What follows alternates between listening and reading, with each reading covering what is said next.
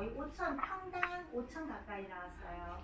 그 다음에 원빌라도 평당 거의 1억 정도 나왔고요. 물론 편차가 좀 있습니다.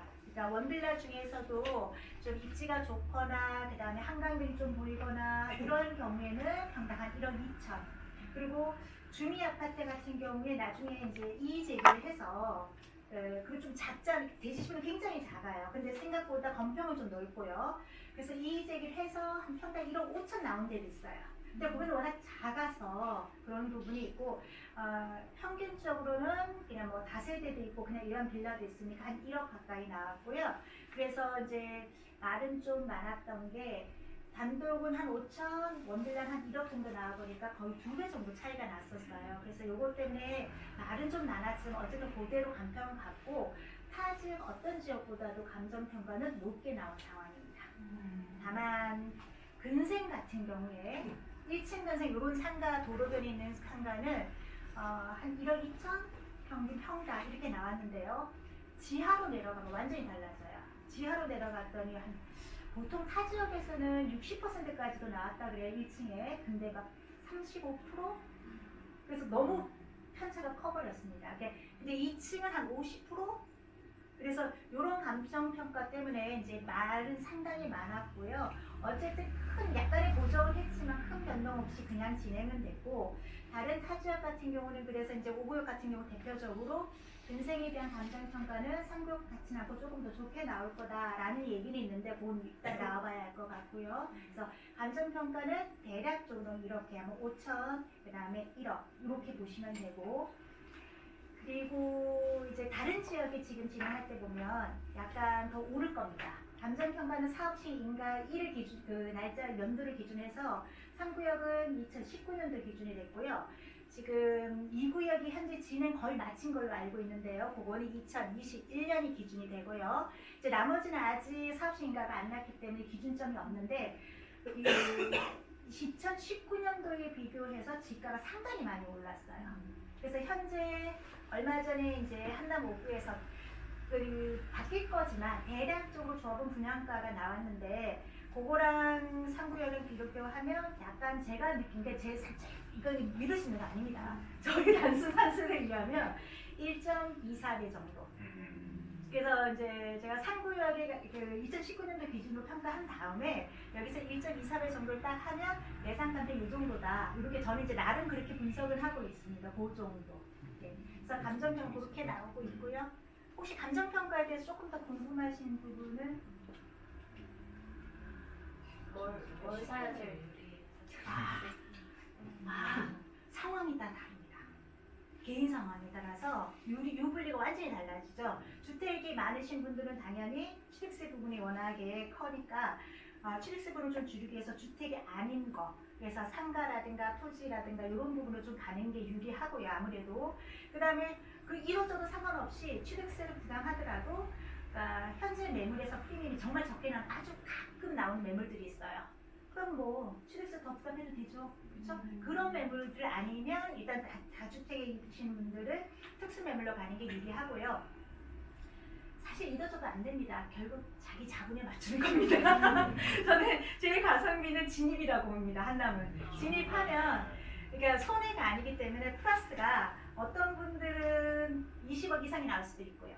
어떤 분들은 여기 뭐 딴 데서 분석했을 때 최하 마진이 9억 정도로 보고 있거든요. 그렇게 날 수도 있어요. 워낙 차들이 크죠. 뭐 심지어는 정말 큰 거 한남 5구역 같은 경우에 지금 현재 나와 있는 매물이 140억이에요. 근데 이게 제 예상의 감정평가는 한 160억입니다. 마이너스 피잖아요. 근데 펜트 받을 수 있어요. 근데 펜트 받고 25평형 받고 상가도 받고 다 하면 정말 그러고도 한건 가능해요. 그러면 이거는 한 60, 70억 이상이 남죠. 근데 요거는 이제 내 돈이 있어야 하는 거니까 현재 140억 필요합니다. 그러니까 요런 거니까 결국은 내 상황에 맞게 그러니까 9억이든 10억이든 20억이든 플러스예요. 어차피 남아요. 그러니까 진입만 하시는 게 저는 가장 좋다라고 생각합니다. 감정평가 말씀해 주셨는데 그럼 네. 혹시 뭐 재감정할 계획이나 3구역이요? 뭐 간처 전이긴 하지만 간처 이후에도 좀 재감정할 수 있는 거잖아요. 재간평은 거의 안 할 거고요. 재분양 얘기는 있습니다. 지금 재분양할 가능성은 거의 99% 정도는 되고요. 평양 신청 다시 들어간다는. 그것도 조합의 입장은 평양시장 완전 재분양이에요. 그런데 실제로 이게 쉽지 않은 부분이 있습니다. 잘못하면은 소송에 걸릴 수 있는 상황이 이불리가 있으니까. 네. 그러면 어떤 분들은 불리하신 분들은 소송을 제기할 수도 있잖아요. 이렇게 돼버리면 지연이 되니까 사업에 엄청난 차질이 있거든요. 그래서 이걸 그대로 전부 다 전면 재분양 할지 안 할지 가봐야 합니다. 조합에서 네. 총회에서 네. 근데 감정 평가 자체는 바뀌지 않아요. 그걸 바탕으로 해서 조합은 분양가가 바뀌거나 이럴 수는 있으니까요. 근데 조합은 분양가가 바뀌면 비례율이 당연히 변동이 되겠죠? 좋아질 수는 없습니다. 추가 분담금 더 낼 거고요. 다만 이걸 얼마나 더 효율적으로 가능한 줄게 만드냐 요건데요. 혁신 설계안으로 가면 추가 분담금 더 내도 저도 해야 된다고 생각하는 사람이에요. 좀 더 내고 플러스 알파가 더 커지니까 그렇게 가야죠 당연히. 조합원이죠. 그 부분을 생각하고요. 예, 네, 또 다른 궁금하신 점은 금매는 아직 안 나왔는데 급하게 파시는 분들이 가끔 계세요. 있으시고요. 지금 금매 찾으신다면 약간 늦으셨습니다. 금매는 시장이 좀 안 좋을 때가 금매예요. 시장 좋으면 당연히 플러스가 되는데 누가 금매를 내놓겠어요, 그렇죠? 그래서 금매는 올 작년 가을부터 올 한 5월까지 그리고 지금 상고이 거의 마무리되면서 지금 거의 저희가 이제 상고 손 안 대고 있거든요. 그러면서 저희는 어디를 할까요? 당연히 타 지역에 뭐 사고의 오비업 들어가잖아요. 바로 지금 가격 올라가고 있습니다. 지금 여기 가격은 뭐 2천, 3천 이게 아니에요. 2억, 3억 그냥 바로바로 올라가요. 그래서 뭐 지난주에 원빌라 그 전주까지만 20억이었던 게 지금 24억에도 안 파신답니다. 그러니까 왜냐면 5구역에 가장 작은 원빌라였거든요. 그러니까 이 정도면 충분히 이 시간이 지나면 더 받을 수 있어라고 생각하시고 아직도 계좌 안 주시는 상황. 그래서 지금 금매는 조금 늦으신 거고요. 약간은 시간을 조금 더 있으면 시장이 조금 약간 이제 그 심리가 있잖아요. 올라가는 시기예요. 지금 하나목이 지금 올라가고 있습니다. 그래서 근데 또 한두 달 있다가 만약 시장 전체가 부동산이 아주 많이 돌지는 않는다 그러면 또 다시 약간 조정받을 수도 있는 상황이고요. 한남일 신통은 지금 진행 상태가 어떻게 되고 있는 건가요? 신통요? 네, 신속통합이요? 예, 탈락했는데 다시 아 재접수. 일구요? 네, 계속 탈락되고 계속 신청하고 계속 재접수를 하고 있고 이제 네, 추진을 네. 하고 있는 분위기인가요? 네. 아, 동의율은 좀 어떻게? 저는 한남 일에는 제가 별로 관심이 아, 안 그렇구나. 동의율이 그 2022년도에 61%로 61%? 동의율이 됐는데도 아. 탈락을 한 거예요. 그래서 서계동만 되고 다 탈락인데 내가 봤을 때는 계속 신청은 하겠지만 쉬운 부분은 아니에요. 제가 일부러 설명을 했잖아요. 시간이 가장 오래 걸린다고 생각을 하셔야 되고 사장님이 1구역은 손을 안 대시는 이유가 그 이유기도 하고 근데 이제 사장님도 아시니까 1구역 매물이 가장 좀 저렴하긴 하대요. 오래 걸리니까. 신통 같은 경우는 이제 자치구에서 대표로 이제 한두 개씩 올리는데 이제 서계동에 밀리다 보니까 여기는 이제 후순위로 뭐 떨어질 수밖에 없는 구조. 근데 자치구에서 가장 노후된데 선정이 되니까. 한남 일국이 되긴 될 겁니다. 언젠가는. 저 안 될 수는 없어요. 입지가 너무 돼요. 좋으니까 네. 입지가 거의 뭐 최고니까 네. 입지는 그리고 이게 전체가 개발인데 거기에 빠질 수는 없어요. 무조건 되는데 그게 언제일지가 가늠이 안 돼서 그러니까 지금 기대하시는 분들은 당연히 현재 뭐 몇 년 안에 뭐가 이루어질 거 조금이라도 뭔가 가능성이 이걸 생각하고 오시는데 거기에 대한 그게 없어요. 확신은 네, 그러니까 늘 될 것 같고 안 되고 늘 될 것 같고 안 되고 그래서 그냥 일단은 그렇게 관심을 별로 안 두고 있는 그리고 이쪽이 지금 현재 더 바쁘니까요. 상구역 지금 시세는 정고점 대비해서는 한 어느 정도 수준이라고 보면 막판에 한 1억에서 2억 올랐습니다. 이번에 이제 마지막 거래하면서 그래서 이제 이분들은 금매가 아니잖아요. 그러니까 이제 팔면 좋고 안 팔면 가져갈 거. 그러니까 팔면 좋으니까 이 정도 피는 받아야겠다 해서 지금 9억 정도까지 나왔는데요. 그래도 재작년 최고점에 비하면 한 2, 3억은 낮은 겁니다. 그래서 저는 막판 하실 분들은 하십시오라고 하는 이유가 그래도 아까 말씀드린 것처럼 마이너스는 없어요. 플러스예요. 그래도 플러스예요. 그러니까 하셔도 됩니다.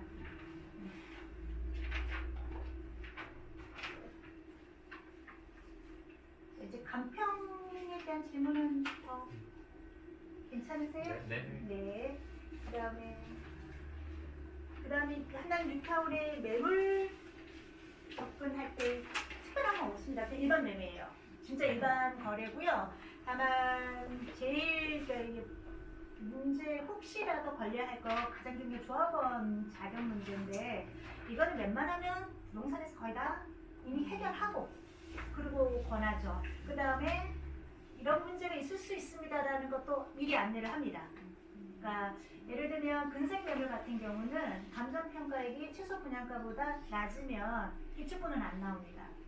그러니까 이런 부분에 대한 안내는 거의 미리 다 나갈 거예요. 그런데도 장점은 일단 뭐 근생 같은 경우 내 자본이 부족하다. 일단 진입하고 보겠다 할 수 있습니다. 그 다음에 5구역 같은 경우 대표적으로 오피스텔 동을 따로 짓고 있기 때문에 부족한 자본으로 나는 여기서 오피스텔이라도 들어오겠다. 충분히 가능성이 있습니다. 그 유엔사 부지 오피스텔 한번 보셨을 거예요. 가격이 어마어마하거든요. 거기서 라인 따라 딱 내려오면 동빙구역에 제일 가까운 데가 한남 5구역의 오피스텔 동이에요. 그러면 충분히 값어치를 할 겁니다. 그래서 자본은 부족한데 나는 일단은 무조건 뭐라도 하겠다 이러면 5구역의 근생도 저는 권할 만하고요. 근데 아까 말씀드렸다시피 무조건 조그만 부분 상가인데 난 무조건 입주권을 원한다 하면 안 됩니다. 그러니까 올상가 같은 경우에 뭐 이제 그냥 건물 상가 건물이죠. 대지 지분이 90평방미터 이상이거나 아니면 감정평가가 충분히 구분 상가라도 대지 지분이 1층 10평 이상이다. 그럼 10억 이상 무조건 나오는데 이 정도면 됩니다.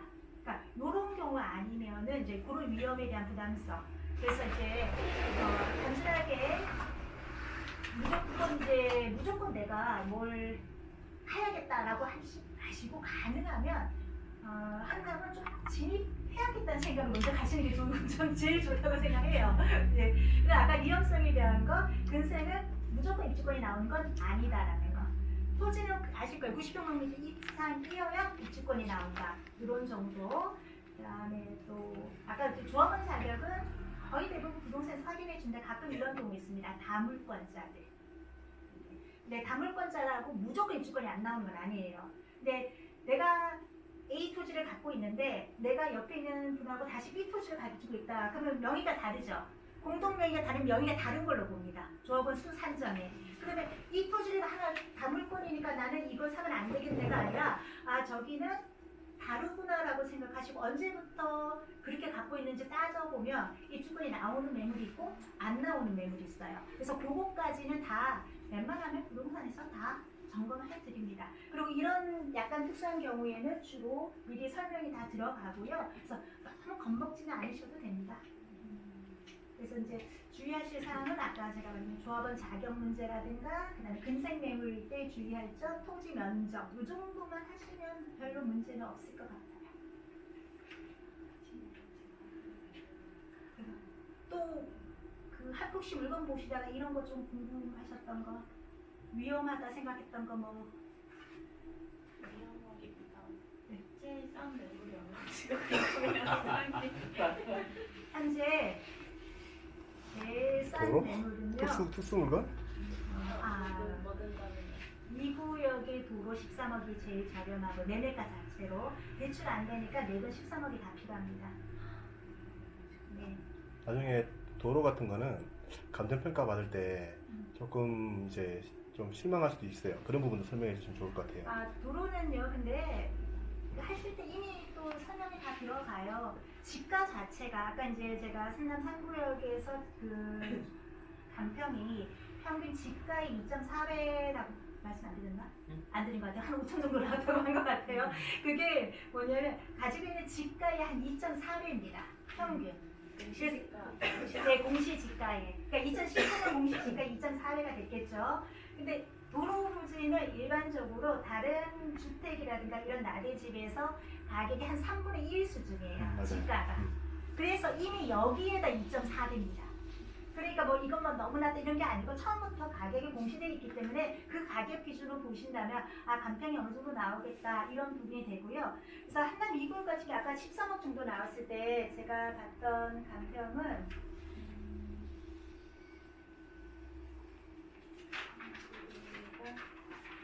예, 19년도 기준으로 봤을 때 7,500이었어요. 지가가 꽤 있었습니다. 그러면 피가 요것만 이거는 당연히 6억이 넘어갈 거고요. 19년도 기준으로 봤으니까 21년도 기준으로 보면 6억은 넘어갈 건데요. 그러면 피가 한 7억? 굉장히 저렴한 매물입니다. 90평방미터 넘으니까 당연히 조금 나오는 거고요. 근데 이 구역의 이 매물의 장점은 30평대도 가능할 수 있어요. 무조건 가능하지 않아요. 가능할 수 있습니다. 왜냐하면 이 구역의 조합원 수하고 30평대 이상의 숫자하고 거의 비슷합니다. 그래서 특별한 경우 아니냐. 여기서 특별한 경우는 분할 빌라예요. 분할 빌라는 59평방미터, 그러니까 60평방미터가 넘어야만 30평대 이상을 지원할 수 있어요. 신청할 수 있고요. 전용 면적이 59 미만이, 그러니까 60 미만이 돼버리면 30평대가 불가능합니다. 그래서 이런 경우 법적으로 이미 돼 있는데, 그래도 이것 또한 조합이 정하기 나름이에요. 조합에서 조합원들 모든 우선 분양을 하겠다 그러면 이분들도 당연히 분양 신청할 수 있습니다. 근데 아직 그거까지는 나오지 않은 상태였고요. 근데 그런 분할 빌라 빼고 간평의 수능서울하나 본다면 이런 도로들은 30평대가 가능할 것 같습니다. 그래서 충분히 좋은 매물. 단점은